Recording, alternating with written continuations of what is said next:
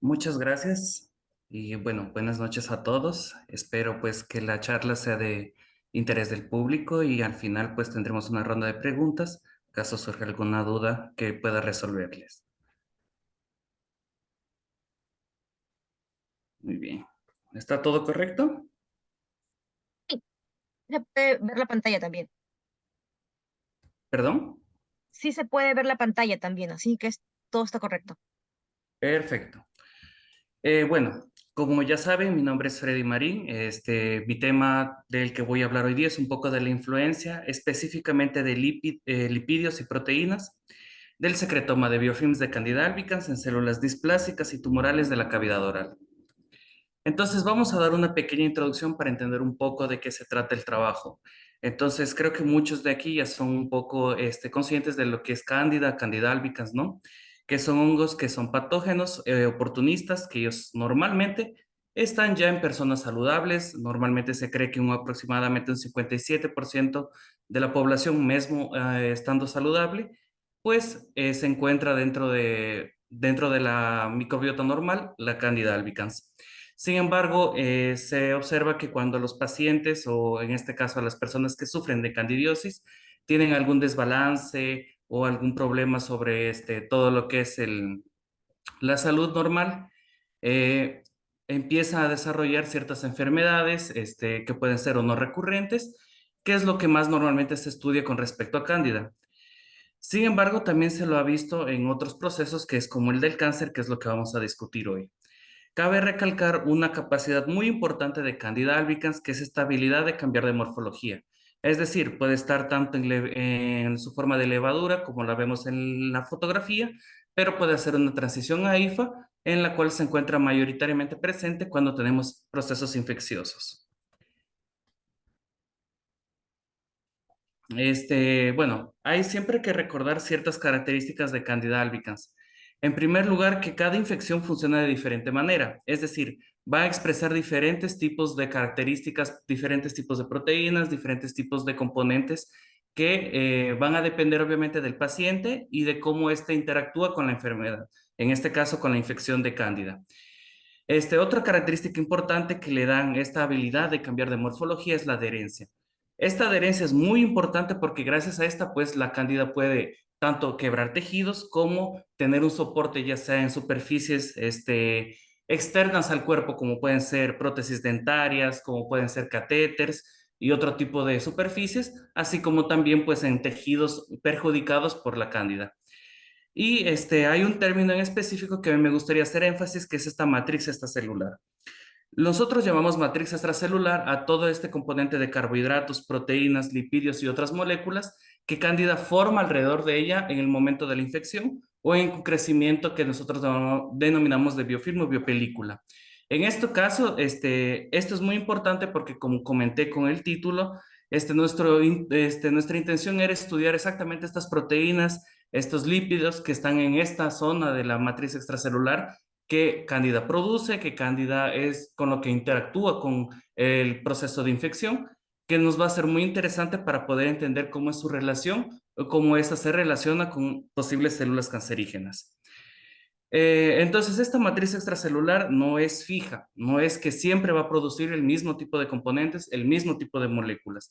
Tenemos que entender que esta matriz extracelular se adapta tanto al medio ambiente como a las condiciones, porque como sabemos, cada paciente reacciona de diferente manera, los sitios anatómicos en donde ella se desarrolla son diferentes, entonces va a depender de dónde se desarrolle la infección, en qué estadio esté, para que todo lo que ella produzca sea de diferente manera y se adapte específicamente a este medio en donde va a provocar la enfermedad. Y también quería hacer un énfasis en lo que son los biofilms. Los biofilms son comunidades complejas de microorganismos.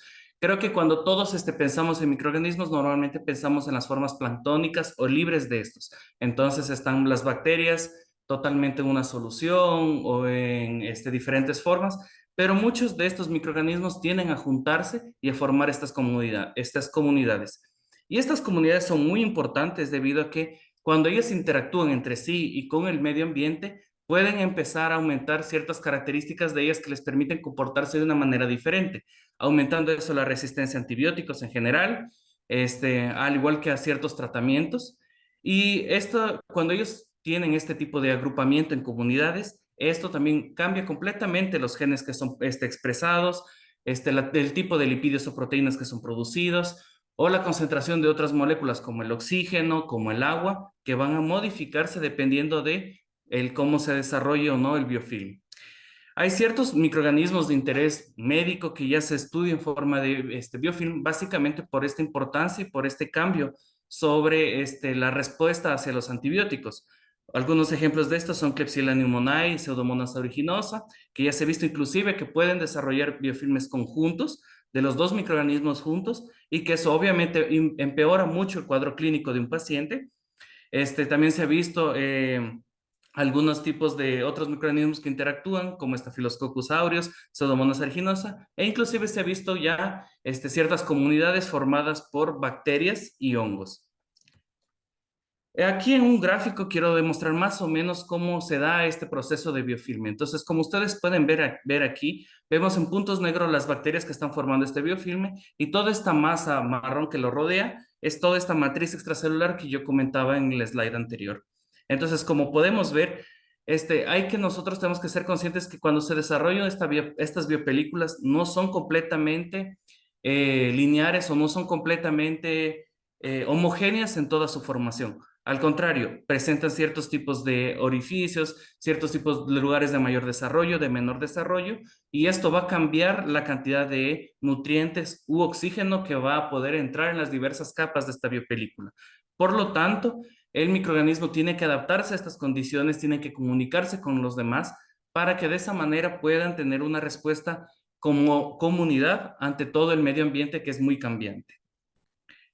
Entonces, este objetivo de estudiar Cándida se presenta específicamente porque, como les digo, presenta varias características importantes y que tenemos que tomar en cuenta, como la adherencia, el desarrollo de hifas, pero también la producción de biofilm, la producción de esta matriz extracelular, que es muy importante para la dispersión. La dispersión que ocurre después de la primera infección, cuando puede pasar a ser una infección que corresponde a todo el cuerpo o a diferentes sitios anatómicos. Y de lo que ya se ha ido estudiando de los biofilms de Candida albicans, nosotros podemos ver que, por ejemplo, este biofilm es muy rico en carbohidratos, que representan casi el 25% de toda la formación, lipídios que pueden representar el 15%, proteínas que llegan al 55% y otros nutrientes u otros materiales que están ahí presentes como el fósforo, las hexosaminas, ácidos nucleicos e inclusive se ha visto ya nanocargadores, moléculas especializadas, vesículas de transporte que van a ayudar a que toda la comunidad se pueda interactuar entre ellos mismos y de la misma manera interactuar con el medio en el que está desarrollándose. Entonces, obviamente, todo este desarrollo de biofilms y todas estas diferentes proteínas o lipídios que puede expresar Cándida van a influenciar directamente en la severidad de las infecciones y en cómo se relaciona con el paciente, que puede obviamente empeorar el caso o mejorar el caso. Entonces, el biofilme tiene varias etapas que nosotros tenemos que ponerle atención. Una primera etapa es la adherencia, en donde las primeras levaduras se adhieren completamente a la superficie en donde se va a desarrollar el biofilm, que son los primeros sitios en donde van a poder anclarse. Después vamos a tener un proceso de iniciación del biofilm, en donde las células empiezan a desarrollar pseudohifas, empiezan a desarrollar hifas, y se empieza a expresar las primeras moléculas que van a formar esta matriz extracelular. Después tenemos una etapa de maduración, en donde ya se formó completamente la matriz extracelular, tenemos hifas ya completamente entrelazadas que van a formar toda la biopelícula, y finalmente tenemos una etapa de dispersión, que es cuando ya el biofilm alcanzó su madurez, está completamente desarrollado, pero obviamente produce nuevas levaduras que van a intentar ir a otros lugares anatómicos y a repetir la infección y hacerla en otro sitio anatómico. Y ahora tenemos que también nosotros entender un poco del por qué el estudio específico se refiere a cánceres de cabeza y cuello. Normalmente estos cánceres están relacionados mucho a características más etiológicas como el tabaquismo, como el consumo de alcohol o la presencia de algunos virus. Sin embargo, también se ha visto que muchos cánceres están formados a partir de displasias, es decir, de formaciones no normales, ya tumorosas, que se forman a partir de la presencia de microorganismos, que se forman a partir de hábitos de vida o de simplemente herencia, y que cuando hay cándida, ese tipo de lesiones tienden a formar una mayor cantidad de progresión y ya formar un tumor cancerígeno. Em, entonces nosotros específicamente estudiamos este tipo de cáncer de cabeza y cuello porque cándida está muy relacionado a la presencia en todo lo que es el área de la cavidad bucal específicamente. Entonces, muchas veces queda a veces confuso de por qué nosotros hacemos esta relación de cándida y cáncer. Pero obviamente tenemos que nosotros recordar que ya hay otros microorganismos a los cuales ya se ha visto su relación con el cáncer, especialmente bacterias y virus.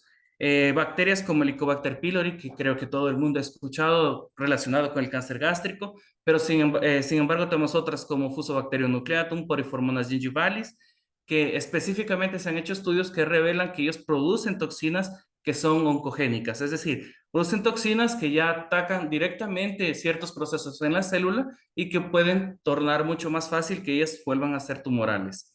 Y se ha visto también en el caso de hongos, especialmente del género Malassezia, en donde están relacionados específicamente con cánceres gástricos. En lo que se refiere a Cándida, nunca, hasta ahora no ha habido un estudio que la relacione directamente, pero como les he comentado, sí de forma indirecta a través de ciertas lesiones, de ciertos tipos de candidiasis, especialmente cuando son mucocutáneos y en estadios crónicos, que se pueden ver relacionados con el cáncer. Aquí yo tengo un gráfico que es muy interesante observar, que se trata sobre cómo los microorganismos pueden interferir en el cáncer. Nosotros tenemos que recordar que en todo lo que es un tumor, este tumor son un grupamiento de células que tienen esta tendencia oncogénica y que en este tumor, estas células, al igual que, por ejemplo, estaba yo comentando sobre Cándida, producen una matriz extracelular.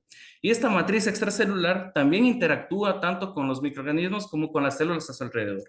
Entonces, ¿en dónde entran todos estos microorganismos?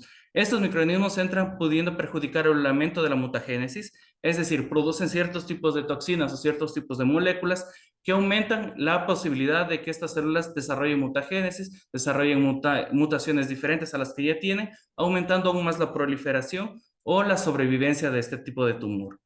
También están relacionadas a procesos de activación de la señalización oncogénica, en donde tienen moléculas que directamente apagan ciertos supresores tumorigénicos o aumentan la proliferación, que obviamente esto no, las bacterias u los hongos no los hacen con una intuición de desarrollar el cáncer, pero sí como una forma de técnica de infección que obviamente les va a permitir a ellos mantener vivo mucho más tiempo al hospedero y de esa forma obtener una mayor cantidad de nutrientes de él y de esa forma poder sobrevivir mucho más tiempo en el lugar infeccioso.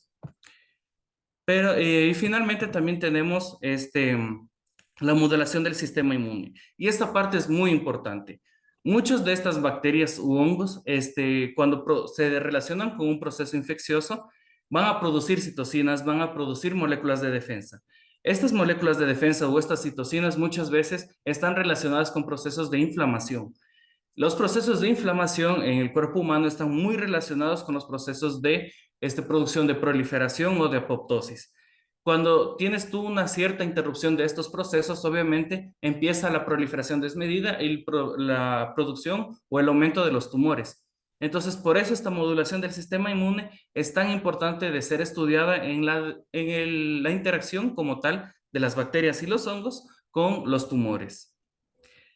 Ahí también quería demostrar un poco de que el grupo ya viene varios años trabajando con estos tipos de temáticas. Aquí están algunos trabajos previos que ya se han realizado, en donde pues este es un trabajo de mucho tiempo, en donde vemos primer lugar estableciendo el modelo, los modelos simples, los modelos combinados, solo de Candida albicans, pero también tenemos modelos combinados con Staphylococcus aureus.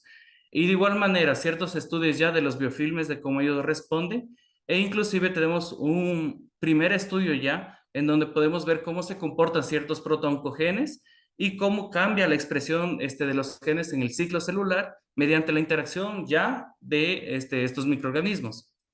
Inclusive nosotros mismos, en mi caso personal, conjunto con la de mi orientadora, ya nosotros hemos publicado un primer artículo sobre cómo se desarrollan o cómo interactúan este matriz extracelular. En este caso, este artículo es el que más vamos a discutir en esta sesión y que voy a mostrar para ustedes algunas imágenes que va a hacer un poco más explícito todo lo que estoy comentando. Bueno, solo por topar un poco por encima todos los procesos que hemos tenido, nosotros normalmente trabajamos con la cepa de Candida albicans SC5314, que es obtenido de un aislamiento clínico. Nosotros normalmente trabajamos con agar saboro. Para la formación de biofilme, nosotros realizamos un preinóculo. Este preinóculo es importante para nosotros tener un control sobre la cantidad de hongo que nosotros vamos a usar para la formación como tal del biofilme. Y el biofilme nosotros lo hacemos en estas botellas de 75 centímetros cúbicos, que son para normalmente cultura celular. Pero como estas reciben este tratamiento para poder permitir la adherencia celular, también nos van a permitir a nosotros tener una superficie sobre la cual la Candida albicans pueda adherirse y desarrollar esta forma de biopelícula que es de nuestro interés. Normalmente nosotros, en este caso específico, usamos biofilmes maduros. Como son biofilmes maduros, son obtenidos a partir de 36 horas de crecimiento, que es el tiempo después del cual nosotros obtenemos todos los componentes a ser estudiados.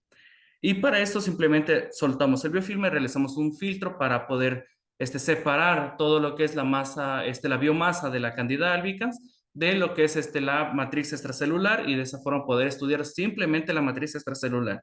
Cabe resaltar aquí que la forma en que nosotros recolectamos el biofilm y hacemos esta filtración es específicamente para nosotros no quebrar las células de Candida albicans. De esta manera, solo estudiar la parte que está en la matriz extracelular sin tener interferencia de lo que está produciendo cándida de forma intracelular. Les voy a mostrar también ciertas tinciones que nosotros realizamos sobre el biofilm para que quede un poco más explícito de cómo se forma. Nosotros hicimos unas tinciones con proteínas y otras con lipídios, para los cuales usamos CyproRuby para el caso de proteínas, que es un tipo de colorante que se une específicamente a las ligaciones proteicas, y Nile Red, que es un tipo de marcador específico para lipídios. Y solo para comentar un poco de cómo fue la obtención de las biomoléculas, en el caso de proteínas, nosotros hicimos una simple precipitación con acetona y para la identificación usamos una espectrometría de masas. Para lo que es los lipídios, hicimos una precipitación con cloroformo metanol y después hicimos una resonancia magnética nuclear para su identificación. Sobre las células que nosotros usamos THP1, que son monocitos de sangre periférica, para el estudio con un modelo normal. Además de eso, usamos células DOC, que son células de displasia oral, células SCC, que son células de carcinoma humano, y células Detroit, que son células de metastasis. En este caso de la metastasis, era al inicio un carcinoma de faringe, que después hizo metástasis hacia el páncreas. Entonces, bueno, vamos a discutir un poco de los resultados que nosotros obtuvimos. En primer lugar, nosotros queríamos ver si el biofilme se formaba, si estaba todo correctamente y si era metabólicamente activo. Para eso hicimos una primera marcación con lo que es yodeto de propidio y Saito 9. Estos dos marcadores lo que hacen es que el yodeto de propidio marca específicamente las células muertas y el Saito 9 marca específicamente las células vivas. En la imagen de la izquierda ustedes están viendo un biofilme con bastante espacio negro porque él fue tratado con fluconazol. De esta manera nosotros tenemos un control que no crecía tanto. Como ustedes pueden ver, está en un color más amarillento. ¿Esto qué significa? La combinación tanto del rojo como del verde, que muestra tanto las células muertas como las células vivas y que no tiene una espesura más allá de 51 micras. Del lado derecho, en color verde, vemos el biofilme en condiciones normales. Es decir, después de las 36 horas de crecimiento, esta es una microscopía confocal en donde podemos ver que mayoritariamente es verde, por lo que está totalmente vivo, sin ninguna célula muerta en grandes cantidades.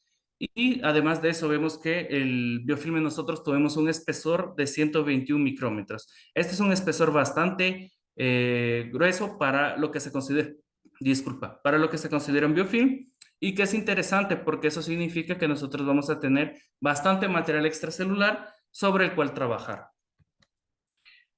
Aquí nosotros hicimos simplemente una marcación con otro marcador que es FAN1, que marca en rojo los sitios más metabólicamente activos. Y como podemos ver en la imagen de la derecha indicada por las flechas, tenemos varios sitios que son normalmente, están más en la superficie del biofilme, que están marcados en rojo, que demuestran que el biofilme no solo está vivo, sino que además de estar vivo, está metabólicamente activo, que tiene un desarrollo normal y que está produciendo todas las biomoléculas que son de nuestro interés.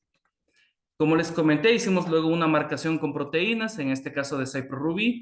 Este CyproRuby es un marcador general para todas las proteínas, es decir, va a marcar tanto glicoproteínas o subproteínas y lipidoproteínas. Y es lo que nosotros observamos en la imagen. Como ustedes pueden ver, mayoritariamente está marcado todo lo que es la membrana celular de Cándida, porque estos marcadores obviamente no atraviesan la membrana. Sin embargo, sí sirven para tener una noción de la producción de proteínas que tenemos tanto en la membrana celular como en la parte exterior, en la matriz extracelular.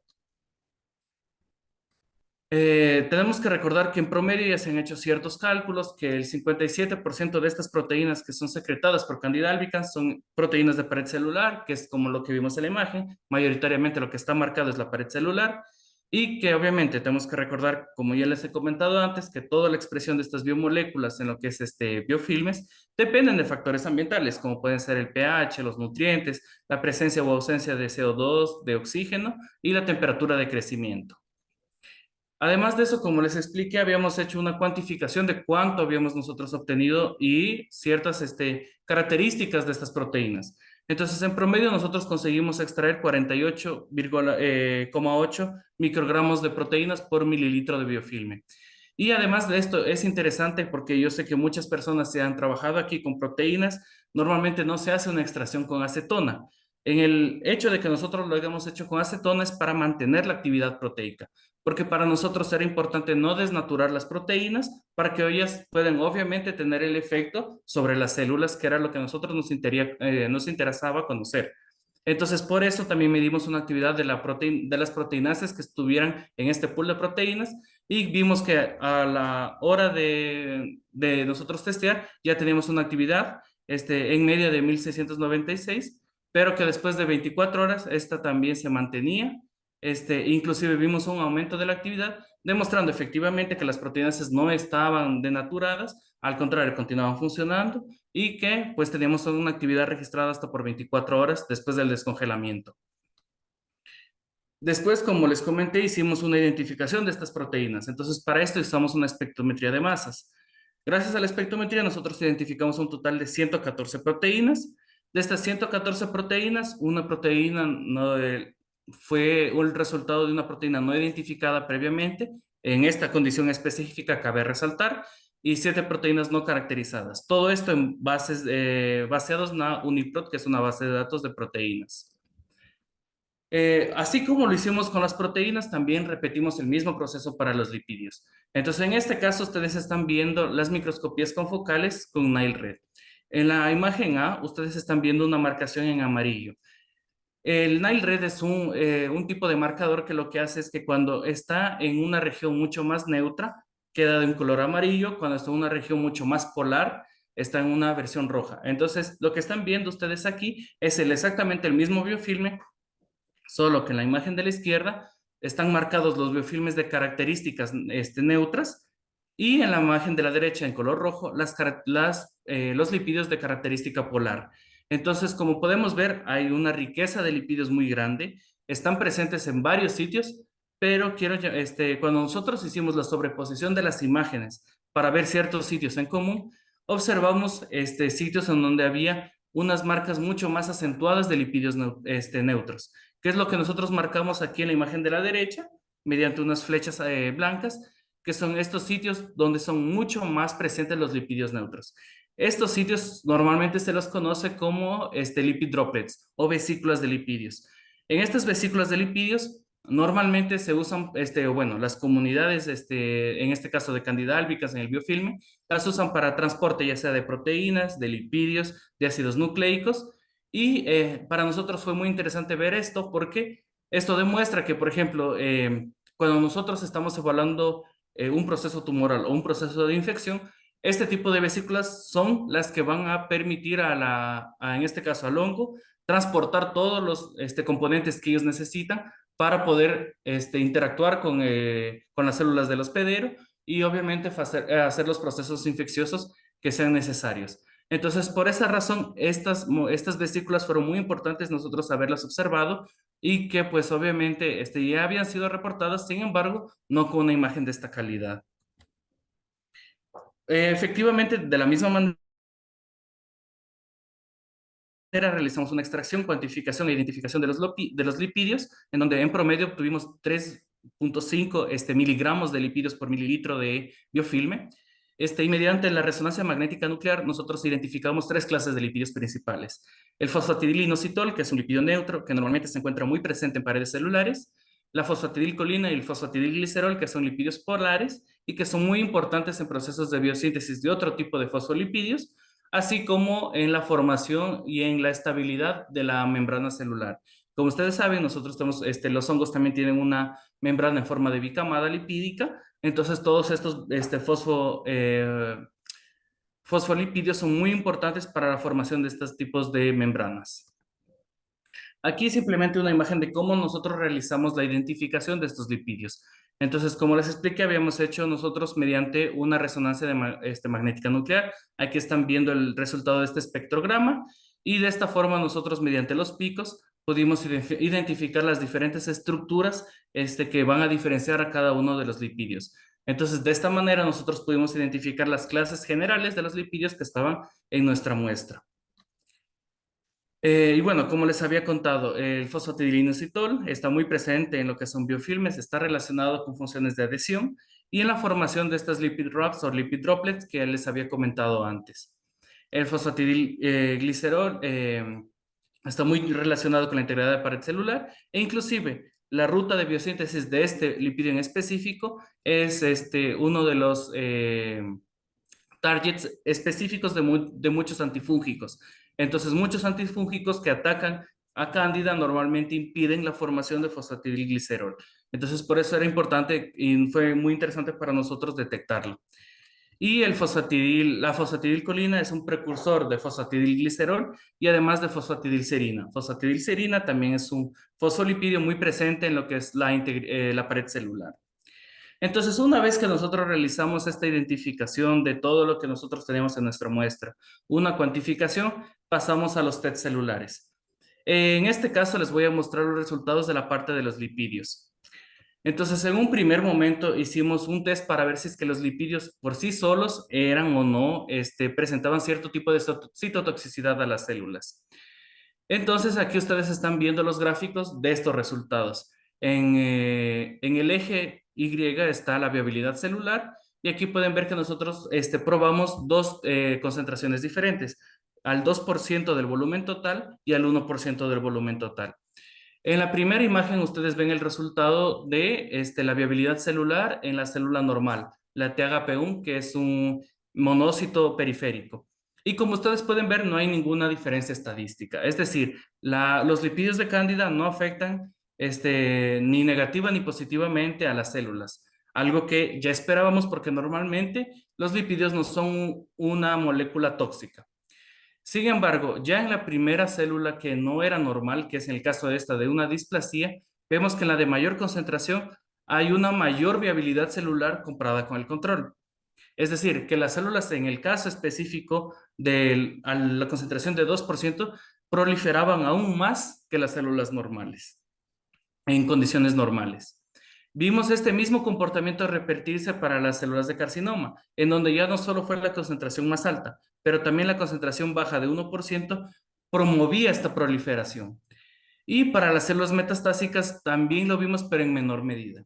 Ahí nuestra pregunta fue, ¿qué está pasando? Que estos lipídios están promoviendo el crecimiento celular, pero específicamente relacionado con las células que no son normales o que son de displasia o las células tumorales.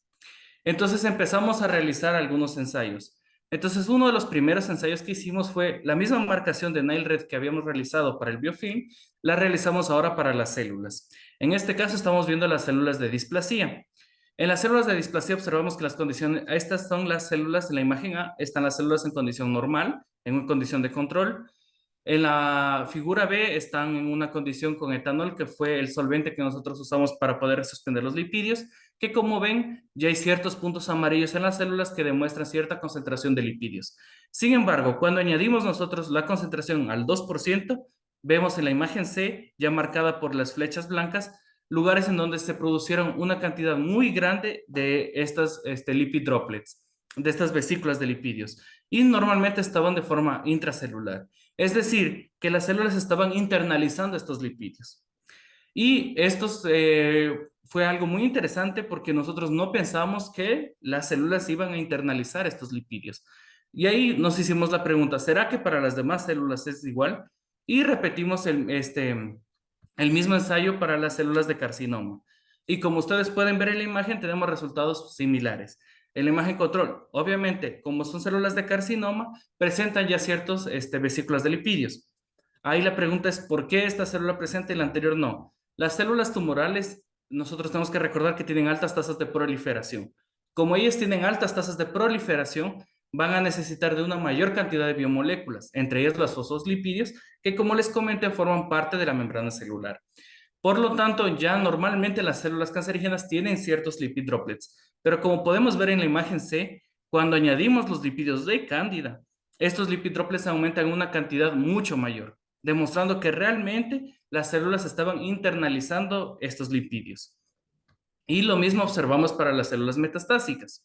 Entonces ya observamos que realmente estos lipídios estaban siendo internalizados por las células.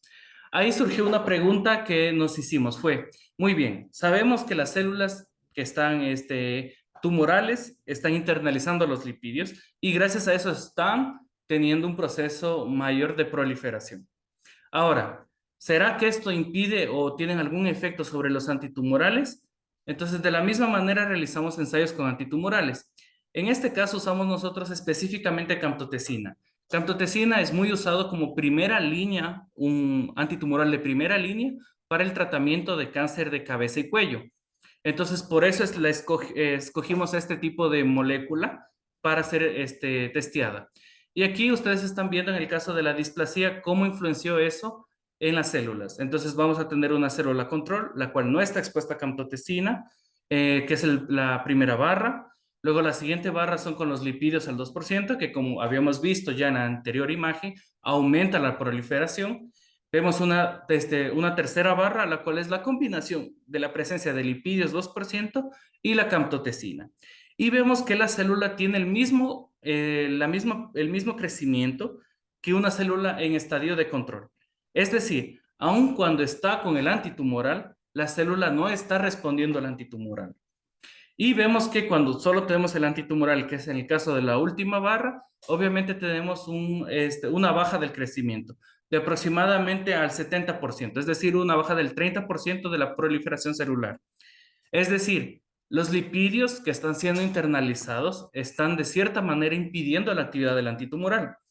Ahí, de la misma manera que vimos en el caso de la displasia, quisimos saber qué pasa en los demás casos.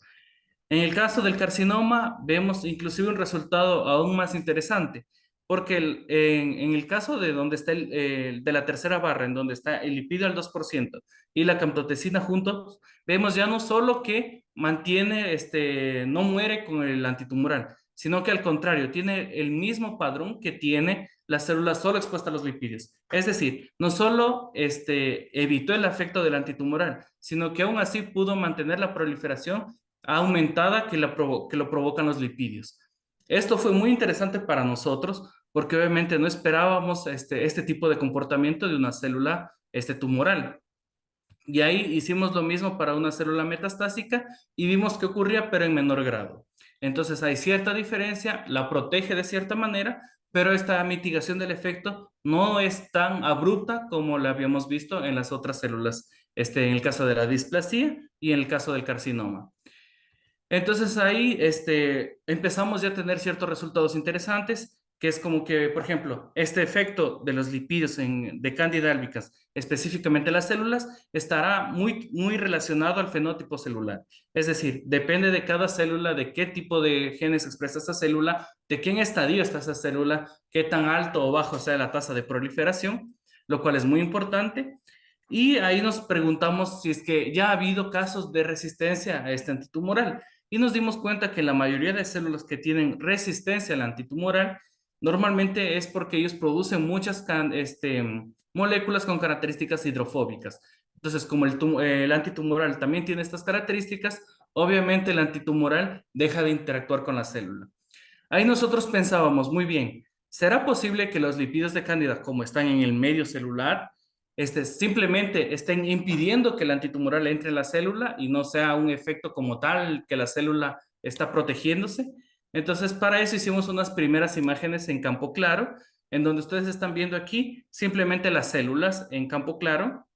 Las ven un poco en azul porque la camptotecina ya tiene un brillo en la longitud de onda del azul. Entonces, como ustedes pueden ver en la imagen de la izquierda y la imagen de la derecha, la imagen de la izquierda son las células con camptotecina y la imagen de la derecha son las células con los lipídios y la camptotecina. Entonces, podemos ver que la camptotecina está siendo internalizada en la célula. Es decir, tranquilamente puede entrar en la célula, que es lo que normalmente sucede para tener este efecto. Sin embargo, a pesar de que entre en la célula, no está teniendo el efecto antitumoral. Queríamos ver si es que este efecto se repetía también para las células de carcinoma y observamos lo mismo. Ahí nos preguntamos, entonces, ¿cuál es el mecanismo mediante el cual estos lipídios están interfiriendo en la actividad del antitumoral? O sea, ¿qué está sucediendo? Entonces, si la respuesta no estaba en la membrana, la respuesta posiblemente estaba dentro de la célula. Y es ahí cuando decidimos hacer una marcación doble. Aquí nosotros estamos viendo una marcación tanto de la camptotecina como del Nile-RED, que es el que marca los lipídios en células. Entonces, en la primera fila de imágenes estamos viendo simplemente fotografías de cómo está distribuida la camptotecina. Y vemos que la camptotecina, cuando no hay nada añadido, está entrando en la célula, no hay ningún inconveniente, está siendo vista en la célula. Sí, y tenemos el efecto normal que produce el antitumoral. Sin embargo, cuando nosotros añadimos los lipídios, vemos que la camptotecina está en el mismo lugar en donde están estos lipid droplets, que son estas moléculas de vesículas de lipídios que les había explicado que se forman. Entonces, es decir, que están colocalizados. Lo que quiere decir es que la camptotecina está entrando en la célula, está siendo internalizada, pero debido a sus características hidrofóbicas, está yendo hacia los lipid droplets formados por el exceso de lipídios que nosotros estamos teniendo por causa de que los lipídios de Cándida están en el medio de cultivo. Entonces, de esta forma es que las células se están defendiendo del antitumoral. Ahora queríamos ver si este comportamiento también se replica en las células del carcinoma y vimos que exactamente había el mismo tipo de comportamiento. Es decir, que tanto la célula de displasia como la célula de carcinoma estaban usando estas vesículas de lipídios que obtenían a partir de los lipídios de Cándida para usarlos como, vamos a llamar así, reservorios de camptotecina para que la camptotecina se quedase en esos lugares y no tuviera el efecto que tiene, el efecto antitumoral, y es por eso que no veíamos un efecto de muerte celular, al contrario de proliferación. Entonces, a partir de eso podemos nosotros llegar a ciertas conclusiones, ¿no? Del trabajo que hicimos, como que los biofilmes de 36 horas pudimos extraer las cantidades ya citadas, tanto de proteínas como de lipídios, todo lo que pudimos identificar, tanto de proteínas como de lipídios, y sobre todo lo más interesante es que obviamente estos lipídios aumentan la tasa de viabilidad y de crecimiento celular, además de inducir la producción de los lipid droplets, de estas vesículas de lipídios, en las células DOC, SCC y obviamente de forma más discreta en las células de Troy. También pudimos ver que estas lipid droplets modificaron la distribución intracelular del antitumoral, evitando así que él tuviera este efecto, y que la interacción de las moléculas con los lípidos de Candida albicans mitigaron de esta forma el efecto de la molécula y por tanto las volvieron mucho más resistentes. Entonces, esto de aquí es muy interesante porque muchas veces los pacientes oncogénicos que tienen cáncer, después de recibir las quimioterapias, tienden a desarrollar procesos infecciosos. Entre estos procesos infecciosos, uno de los más comunes es el de Candida albicans. Y muchas veces lo que se hace es que obviamente como el paciente está debilitado, no se sabe qué tratar primero, si la infección o continuar con los tratamientos quimioterapéuticos. Entonces esto trae esta visión de que no es necesariamente uno u otro. Lo que nosotros estamos pensando cada vez con más certeza es que necesitamos tratar los dos, porque de esta manera vamos a mejorar la sobrevida del paciente, porque como ya vimos en este caso específico de Candida albicans, los microorganismos dentro del cuerpo humano obviamente están interactuando todos los días con la matriz extracelular de los tumores. Y aún no hay estudios que nos puedan demostrar si es que esta relación es simbiótica, no es simbiótica, qué está sucediendo durante todas estas interacciones. Por lo tanto, es muy interesante este estudio, realizarlo con diferentes tipos de microorganismos en diferentes sitios anatómicos. Entonces, debido a esto, nosotros hemos llegado a esta conclusión, ¿no? De que posiblemente no hay una relación directa, pero sí una relación de interacción entre todas lo que son biomoléculas, especialmente lipidios y proteínas de biofilms maduros de Candida albicans que son capaces de interactuar y modular las respuestas de las células displásicas tumorales, tanto de carcinomas de cabeza y cuello, que es en el caso específico en que nosotros utilizamos. Entonces, finalmente, quisiera agradecer obviamente a la universidad y a las agencias financiadoras de este proyecto. Igualmente, dejo aquí también mi mail para que puedan entrar en contacto caso quieran algún tipo de información.